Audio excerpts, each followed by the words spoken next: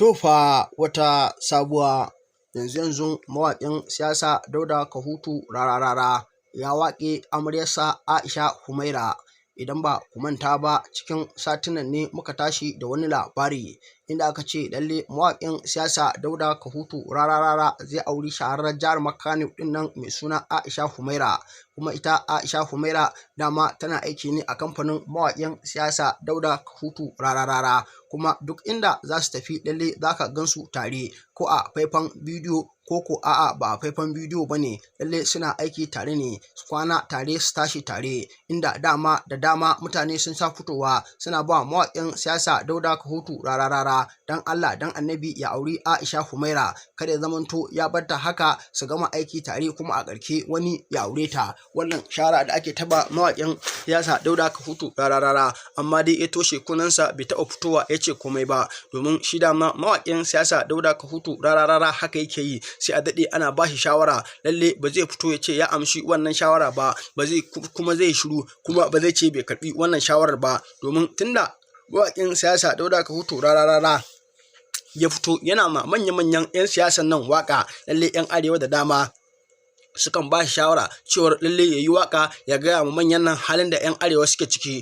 To amma kuma shi mawaƙin siyasa Dauda Kahutu Rararara ba ruwan shi da halin da 'yan arewa suke ciki, domin da ya kuskure ya ce zai waka ya soki gwamnati, to lalle ya san ba za su taɓa shiryawa da gwamnati ba, domin ita ko da wani lokaci gwamnati kana shiryawa da ita ne idan kana fitowa kana faɗan ayyukan da ta yi na alheri da ayyukan da ba ta yi ba na alheri, ka fito ka ce ta yi, da wanda ba ta yi ba duka ka ce ta yi. To amma dole da ka fito ka faɗi kuskure su ɗaya akan gwamnati, to daga nan za ku saba, kuma za ta iya amfani da karfin mulkin da take da shi na turo 'yan sanda da sojoji inda za a iya kama ka a kai ka gidan yara tsare ka, in kuma kwanan ka ya kare ma lalle za a iya kashe ka. Idan ba ku manta ba, irin wannan ya taɓa faruwa akan wata fitaccen jarumar TikTok mai suna Hamdiya Hidi Sharifai, inda ta fito kuru-kuru a jihar Sokoto ta kira gwamnan Sokoto dan Allah dan Annabi a kawo musu ɗauki, saboda 'yan bindiga suna shigowa ƙauyukunsu inda suke kama mata suka musu fyaɗe a gaban iyayensu maza, kuma akan kama su a musu yankan rago wanda kwanansu bai kare ba, akan tafi da su daji inda za a buƙaci lalle sai an ba da kuɗin fansa,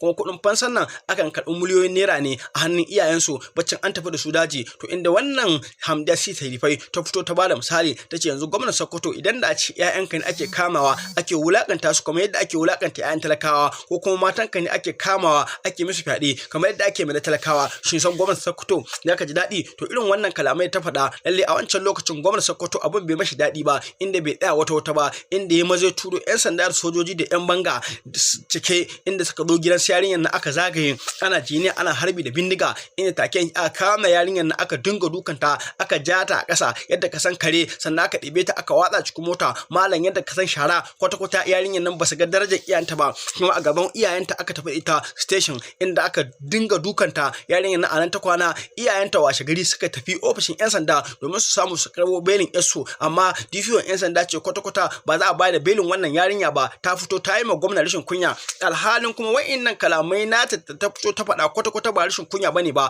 a'a ta fito ta faɗa albarkacin bakinta ne a matsayinta na ƙasa, domin dama a tsarin dokar su ta ƙasa sun ce lalle za ka iya fitowa ka faɗa albarkacin bakinka, tunda ba mulkin soja ake ba, ana mulkin demokradiyya ne. Ita ma dalilin da yasa wannan yarinyar ta fito ta faɗa albarkacin bakinta kenan. To amma da ka faɗa albarkacin baki sai ya zama faɗa tsakanin gwamnati da kuma talaka, kaga wannan ba karamin abun kunya bane ba, a ce kamar mai mulki kamar gwamnan Sokoto a ce ya tsaya kuma yana faɗa da igiyan talakawa wata ba ta da komai, iyayenta ba su da komai, ya tsaya yana faɗa da ita, wanda daga wancan lokacin wacce iyayenta sun nemi beli ba a bada belin wannan yarinya ba, suka nemo lauyoyi suka shiga ciki domin dai samu su ga an karɓi belin wannan yarinya, haka ba ta yi ba. Yarinya na a ƙarshe sai da aka yi ta gidan yari aka tsare ta, da ƙyar ne aka samu lauyoyi irin na hukumar kare haƙƙin ɗan adam suka karɓi belin wannan yarinya, wanda har yanzu haka ana ta gobe da shari'a tsakanin gwamnati Sokoto da wannan yarinya. Kuma yanzu sanadiyar haka yarinya an halata ta fito kafafen sada zumunta ta yi shirye-shirye kamar yadda kowa ke yi. To kaga a matsayinta na 'yar ƙasa, kuma sannan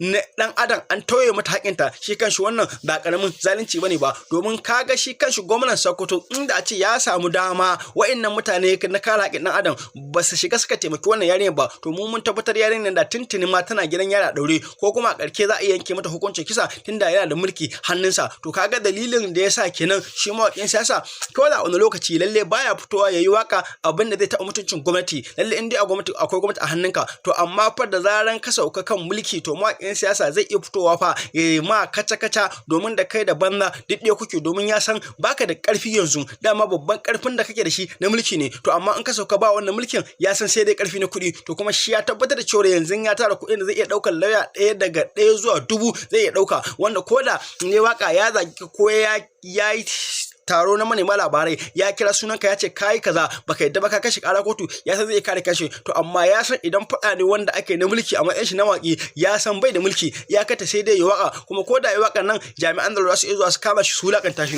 Idan ba ku manta ba ko tsohon shugaban ƙasar Najeriya Muhammadu Buhari, mawaƙin siyasa Dauda Kahutu Rarara ya fito ya mishi waƙoƙi kala daban-daban. A cikin waƙoƙin akwai inda ke cewa sanin da sauka Baba Buhari, akwai wanda ya masu gudu duk dai a wannan mulki na shugaban ƙasar Najeriya Muhammadu Buhari, inda duk wanda ya fito a lokacin ya sauki shugaban ƙasar Najeriya Muhammadu Buhari, mawaƙin siyasa Dauda Kahutu Rarara zai ce gaskiya wannan abubuwan da aka faɗa kan shi ba gaskiya bane ba. Ya ce shi tun da ya taso ya san Muhammadu Buhari ana kiran shi da mai gaskiya. To amma ya aka yi daga baya baccin ya sauka a mulki shi kuma ga mawaƙin siyasa Dauda Kahutu Rarara ya fito yana kiran da Buhari mai ƙarya, inda ce gaba ɗaya ƙasar nan Buhari shine ya kashe ƙasar nan. A lokacin aka ce mawaƙin siyasa Dauda Kahutu Rarara ya fito ya janye kalamansa, inda ya ce lallai shi ba zai janye kalamansa ba, kuma abin da ya faɗa gaskiya ne ba gudu ba ja da baya. Kuma daga baya ya ƙara yin taron manema labarai ya ƙara jaddada wannan magana saboda ya isa. Amma yau idan da ce karamin mutum ne ya zo ya faɗi irin wannan magana, ko ku a irin ƙananan mawaƙa ne irin su Alan Waka, irin su Naziru Sarkin Waka suka zo su faɗi irin wannan kalaman, to lallai idan ba su janye wa'innan kalaman ba kamar yadda aka bukata, lallai sai sun tafi gidan yari, wanda kuma da ƙyar ne za a iya samu a karɓo belin su. Idan ba ku manta ba shi kanshi Alan Waka ya taɓa yin waka cewa kai Allah tsine ma da kikin da ya tsane mu, ba fa kiran sunan wani ba, amma sanadiyar haka a lokacin mulkin shekaru aka kama shi sai da ya tafi gidan yari, da ƙyar da jibin goshi aka samu a karɓo belin sa. In ba dan haka ba kila da har yanzu yana tsare. To shi ko Rara duk girman ka duk mutuncin ka, inda ya ga dama zai yi waka ya maka habaci. Shi da ya tabbatar bai kira sunan ka ba, tunda akwai wata waka da ya taɓa yin malam ya ci kuɗin makamai, shi ma a wancan lokacin sai da aka ce an mishi gargaɗi ya fito ya janye kalamansa na malam ya ci kuɗin makamai ɗin nan. Ya ce lallai ai kowa za a iya kiran shi da suna malam. A ƙarshe dai shi ma a lokacin bai janye kalamai ba, haka yake duk abin da ya riga ya faɗa sai ga abin kamar hadisi kwata-kwata in ya faɗe shi to shi ho ba janyewa, sai dai in za a kashe shi sai da a kashe shi. To amma za ga da dama duk mutanen ƙasar nan sukan iya fito su yi magana a ce su janye kalamai su janye kalamai. Daidai mataimakin gwamnan Kano kaga akwai mulki a hannunsu a lokacin ya fito ya kalamai akan Nuhu Rubado, mataimakin shugaban kasa ta fannin tsaro, inda Nuhu Rubado ya ce to ya fito janye kalamansa, idan ba haka ba kuma za a maka shi kotu ya girbi abin da shuka. To amma duk da mulkin hannunsa a lokacin sai ya tsorata, dole ya fito janye kalamai. Amma mawaƙin siyasa Dauda Kahutu Rarara shi kaɗai ne idan ya faɗi magana baya janye kalamai. Lalle wannan magana haka take, sai dai in zaka mutu ka mutu, in kuma kotu za ka kai shi kotu, lalle ya riga shirya za a dinga gwamnati shari'a. Kuma in ma bai samu nasara kotu ba, ya san shugaban kasa ba zai bari ka kulle shi ba, gwamnoni ba za su bari ba, manya-manyan 'yan sanda sojoji duk ba su bari ba. Dan Allah dan annabi, dan yau ne farkon zuwan ka wannan tasha tamu, ka danna mana alamar subscribe, ka danna mana alamar rawa, kai sharing din bidiyon nan, kai like. Muna godiya sosai ga cikakkun bidiyoyin nan ku kalla. Assalamu alaikum warahmatullahi ta'ala wabarakatuh. To da farko babu shakka ya zama wajibi mu fito ma Dauda Kahutu Rarara murna na aurensa da Aisha Humaira suka yi. Muna murna kuma muna masa fatan alkhairi. A jami'ar waka personally ina maka murna, na ji daɗin auren Aisha Humaira da kai. Idan mutum ya fahimci cewa yarinyar da yake kauna take kaunarsa, suna da fahimtar juna, in suka yi aure za su zauna da dindindin, to halayensu ya so iri ɗaya, ko kuma haƙurinsu ya so iri ɗaya, ko kuma zai iya yin abin da ita ta riga ta fahimce shi za ta yi haƙuri da shi, shi ma za ta iya yin abin da ya fahimce ta zai haƙuri da ita. Shi ne da turanci ake kira compatibility.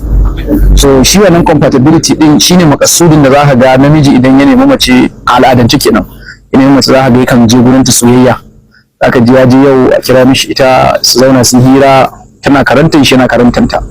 So idan ɗabi'a ya zo ɗaya wanda za su iya zama in suka zauna suna da fahimtar juna, ɗabi'unsu ya zo iri ɗaya, to shine ake kira compatibility. So shi compatibility din yana da muhimmanci sosai a aure, saboda wani bai da haƙuri, wata ba ta da haƙuri. Idan kai baka da haƙuri, yarinyar ba ta da haƙuri, na kai aure sai ga abu na cabewa. Amma idan ya kasance kai lokacin da zaka hau ita kuma ta riga ta fahimce ka, in ka hau wataƙila akwai abin za ta maka sauka, kai ma in ta hau wataƙila akwai abin da za ka mata ta sauka, ko kuma a'a abin da baka so za ta yi avoiding, a'a ga abin da kake so za ta maka ita ma haka, to za a ce you people are compatible, an samu compatibility din nan, to za a aure. A da dama da dadewa an dade ana ta cewa akwai soyayya tsakanin shi Kahutu Rarara da Aisha Humaira, amma sai suka boye, which is nice, ba laifi bane, saboda yanayin da rayuwa yake, kuma manzo Allah sallallahu alaihi wasallam ya ce a boye alheri, yawa a bayyana samu.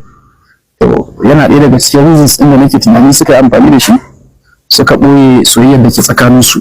Amma da nan da ka gan su ko kana ɗan sauraron interview ɗinsu, za ga akwai fahimtar juna tsakaninsu, so akwai ƙauna tsakaninsu, saboda kowa za a ga yana kare kowa ake musu interview.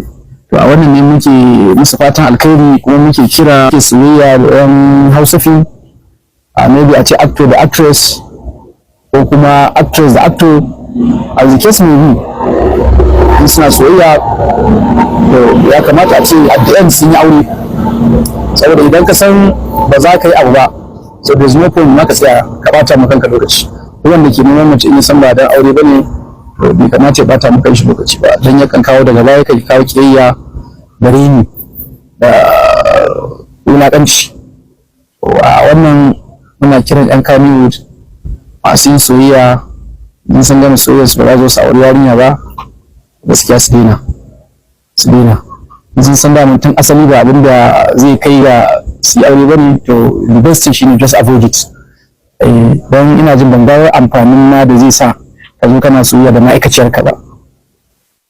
Yana kawo reni, yana kawo rashin sanin darajar abin da kake, in dai ba auren ta za ka yi ba.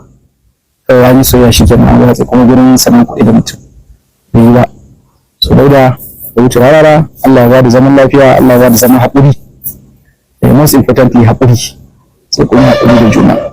So muna maka fatan alkhairi, da mun ka mata waƙa da wanda na fim ne, amma ka mata waƙa Aisha, na ga shi kawo Aisha. Assalamu alaikum warahmatullahi. To jama'a, inna lillahi wa inna ilaihi raji'un. La ilaha illa anta subhanaka inni kuntu minaz zalimin. Wato jama'a, billahi allazi la ilaha illa huwa, tunda aka kirkiri Najeriya ba a taba wata gwamnati da ta zubar da mutuncin kanta da kimar kanta da darajar kanta ba irin gwamnatin jihar Kano. Wato jama'a, tun daga 1999 da aka kafa demokradiyya ba a taba wata gwamnati da ta wofantar, ta banzatar, ta lalata kanta, ta tozarta kanta, ta wulakanta kanta ba irin gwamnatin jihar Kano. Ta kuma zubarwa da jihar Kano kyakkyawan suna na mutunci take da shi. Wato malam, jihar Kano ita ce jiha wadda arewacin Najeriya ake koyi da ita. Ita ce jihar da ta yi suna akan wato girmama ma'aiki sallallahu alaihi wasallam. Ita ce wadda ta yi suna akan ɗaukar karmar Allah malam. Idan kana maganar addini da jaddada shi, idan ka zo jihar Kano malam an kura lamba. Amma malam, wai yau jihar Kano ita ce jihar da ake ɗaurewa mata gindi su ci karansu babu babbaka malam. Wannan abun kunya ne, abun tozarci ne, abun wulakanci ne, wallahi al'azim. Wato bari in baku wani babban misali malam. Yau fa a jihar Kano muka wayi gari, gwamna kawai ya ci ya ƙoshi, ta masa daɗi, yana jin ni'imar Allah ta yi masa yawa. Tsakar dare, babu gaira, babu dalili, ba laifin zaune, babu na tsaye, kawai ya danna wa fuskarsa bakin gilashi, ya ɗibi tarakta suka tafi shagunan al'umma waɗanda suka nemi kuɗinsu na halak malak, ba irin waɗannan kuɗaɗen da muke gani kuna rawar kafa a kansu wajen mayar musu ba. Aka rushe dubban shaguna. A iyasin da aka yi, kun rusa dukiyar al'umma akalla ya kai 126 billion naira without notice. Ba kuma ku damu ba, har akwai lokaci cikin wannan azumin da ya gabata da kowane mumini yake neman afuwar ubangiji akan zunubai ko laifukan da ya aikata. ko tsakaninsa da ubangiji ko tsakaninsa da al'umma, amma haka ya tara mutane shan ruwa a gidan gwamnati, ya fito kuma yana kifadi yana gaya wa al'ummar jihar Kano cewa wancan zaluncin da muka yi na kofar Wambai ba mi nadama ba. To wa kake gayawa? Allah kake gayawa? Ya ma ni'ima, ya baka wata daraja, ya baka iko a hannunka, kana abin da kaga dama da shi, kenan Allah kake gayawa cewa baka yi nadamar wato bayinsa da ka cutar ba. Allah kake gayawa cewa baka yi nadama na yayi maka ni'ima ka zo kayi amfani da ni'imar ka inda bai kamata ba. Ya kamata mu gaya ma idan su Daura ba sa gaya ma gaskiya gwamna. Duk mutumin da Allah ya bashi wata ni'ima, yayi amfani da ni'iman nan ya cusguna wa mutane, wallahi alazim ya jira hukuncin ubangiji a kansa. Shine kuma abin da kuke gani a yanzu. Yanzu waɗannan mutanen da aka rushe musu shaguna, aka lalata dukiyoyinsu, shago fa su kutum na biliyoyin kuɗi aka lalata, ba a ga cewa ya kamata a nemi afuwarsu ba. Ba a ga cewa ya kamata muhuyi ya kirawo su ya bi bahasin yadda aka yi aka rushe musu shagunansu ba. Bala tana ai magana yadda za a biya su. Amma yarinya ɗaya kacal malam, yarinya ɗaya kacal, kawai symbol ɗinta kawai aka je aka karya. Symbol ba wanda gaba ɗayansa bai wuce naira 100 ba tsadar duniya, shi kadai aka balla mata. Amma sai da aka saka aka kirawo ta ofishin muhi chairman na anti corruption ko, sai da aka sa aka kirawo ta a bainan nasu, kowa yana gani yadda yake ta rawar kafa yana cin mutuncin ma'aikatansa ma saboda wannan yarinyar. Ana ganin an mata ba daidai ba, an mata kuskure, ita ga shalele. To Rahama Sa'idu, idan malam ne da ke ko boka, ki rike bokayen nan, ki rike malaman nan, wallahi alazim suna yi, wato kin yi kwarjini, kin yi capacity a harkar nan, kin yi kwarjini, kina da capacity. Saboda haka idan kuma wasu ne suka tsaya miki, to ya kamata ki rike waɗannan wanda suka tsaya miki, domin wallahi sun nuna mai kin isa, ba za su bari a ci mutuncin ki ba da ransu da lafiyarsu. Kuma wallahi ba wanda ba zai so ya samu irin wannan damar da kike da ita ba, Rahama Sa'idu. Saboda haka Rahama Sa'idu, you are blessed, you are blessed, shine zance guda ɗaya. Saboda haka mutanen jihar Kano ya kamata ku mai da hankalin ku tattara shi wuri ɗaya.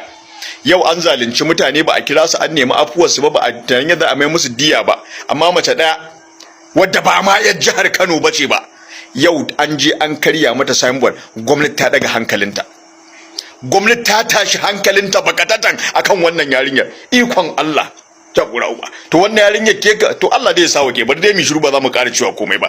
Kuma wannan gwamnan, wato muna zargin anya wannan gwamnan lafiya lau kuwa? Ka duba lokacin da Daura ya tafi aikin Allah, yadda ake so a kawar da harkar karuwanci da badala a jihar Kano. Amma da Malam Ibrahim Daurawa ya je dau mataki, nan gwamna muka jiyo muryarsa yana maiwa da Malam Daurawa martani cewa dan me yasa zai je wannan aikin Allah ne kenan baya so ko me?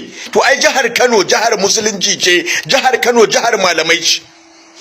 Ka duba yadda ake cin mutuncin masarautar jihar Kano karkashin wannan gwamnatin a yau. Ba ta da kima, ba ta da daraja, an lalata komai, an zutsinka komai, amma yarinya daya ta fi masarautar jihar Kano, ta fi malaman Kano, ta fi masu arzikin Kano. Wannan shine abin da gwamna ya nuna, wato ta fi malaman Kano. Tunda akan sumurja kunya da karuwan Kano an zo an yi wa Daurawa jan kunne, sai da ta kai shi har yayi resigning akan kujerarsa da ya dawo. An zo an ci mutuncin sarakuna, amma yau ga mata ana kokarin a basu daraja da mutunci da kima, ana kokarin a kare kimar su, waɗanda kowa ya san yan rawar banjo ne, yan kwalta ne. An ci mutuncin masu arziki. To da wannan muke so, ya kamata al'ummar jihar Kano lalle 2027 tana tunkaro mu. Idan muka bar wannan mutumin ya dore a matsayin gwamna sakan tenuwa, to Allah kadai ya san jafa'i da jalala da musifa da wahalar da jihar Kano za ta fada ciki. Jihar Kano tana hannun yan sari, jihar Kano tana hannun yan sari.